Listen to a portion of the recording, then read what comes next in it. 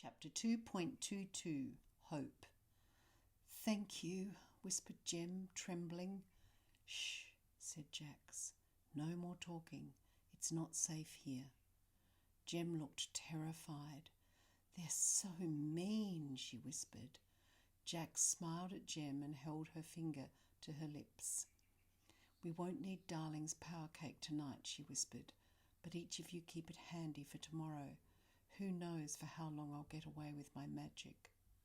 We all nodded. When Jax's fog lifted, her magic had sent everything back to the beginning of the evening. There was yet more fresh bread and cheese.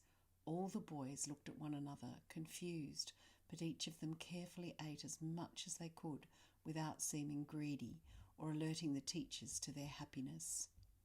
As we all sat eating, I wondered where Blizzard might be. We'd only seen the school briefly, but it was such a tangled mess of buildings. I hated to think of Blizzard cold and alone somewhere, just as Minnow had seen in her dream. I shivered, hating Mudfog, wishing that the time virus had never come into the universe, let alone anywhere near us or Blizzard. I also wondered where Invictus was. He'd be in real trouble if he turned up without a uniform. I couldn't bear to think of the sorts of punishments that might be inflicted at Mudfog. Even though I didn't like Invictus, I didn't want him harmed. Sky pressed her foot against mine. I looked at her. She'd formed some crumbs of bread and cheese into the word hope. We both smiled. I breathed in, remembering Angel's mandate. Hope. All of us continued to eat quietly, and as I looked around, I felt so glad that the poor boys were getting to fill their stomachs for a change.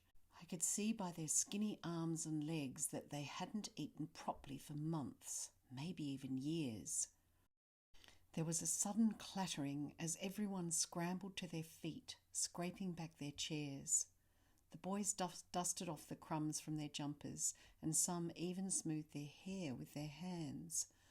The big doors to the dining hall opened, and in strode a tall man wearing a familiar outfit. It was exactly like the robes worn by Overlord Thieve, complete with the weird hat. As I stood up, I felt my heart sink. How I hated remembering the thieves, all their cruelty at Lowood when the time virus had been in charge of our lives. It had been the most terrible time ever. Chapter 2.222 Traitor. All the boys looked terrified, and so did the teachers. "Good evening," said the tall man. "Good evening, Bishop Thieve," said the boys in low voices. "Cheer up," said Bishop Thieve. "I have a visitor with me tonight. He's going to help me with our inspection."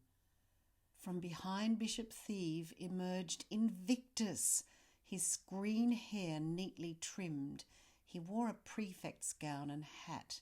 He ambled towards our table and glowered at us from his position of power. "I'd like to raise the issue of this prefect," he said, pointing directly at Jax. We all gasped as everyone in the room turned to look at us. "What about him?" asked Bishop Thieve. "He's been speaking against Mudfog," said Invictus. "I hear he's reported your good self to his parents, sir." Jax looked as if she was about to explode. Bishop Thieve strode over to our table and asked, "Is this true?" Jax shook her head. "You dare to simply shake your head at the principal of Mudfog?" asked Invictus with a sneer. "And you speak about his school behind his back?" Jax glared at Invictus and then threw her arms up in the air. Everyone in the room was frozen except for Invictus and us. Jax stood up, and as she did, her purple staff appeared. With it, she held Invictus against the wall behind Bishop Thieve. "What are you doing?" she asked. "Just having some fun," said Invictus, shrugging his shoulders. "Don't lie to me," said Jax. fun, repeated Invictus. Haven't you heard of it?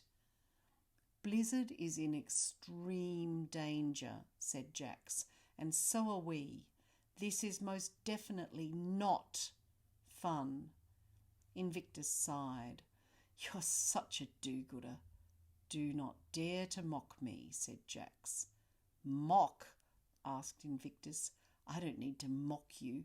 That happens all by itself. You mock yourself by being who you are. Invictus looked so arrogant. I badly wanted Jax to strike him with her staff. Instead, she leaned into Invictus and whispered something. Invictus scoffed and said, Your magic won't last. Better stand back with your gang of fools, or Thieve will know that something is up. You will not tell Thieve who we are, commanded Jax. Probably not, said Invictus.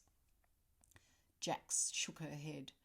Definitely not, she said. Invictus sighed. As he walked past, he knocked off my wizard's hat and tousled my hair. Better fix your hair up, he said, or you'll fail inspection, Benny boy.